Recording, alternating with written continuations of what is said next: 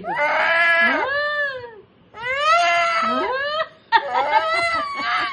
कोणता गाणं म्हणायचं? अरे बापरे, गाणं बनवायला लोक कळूनच येते तुझ्या गाण्यात.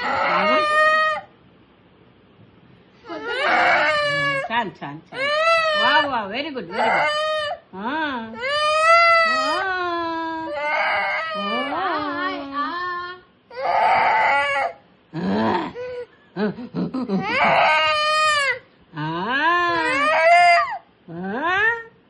गाणं आहे का?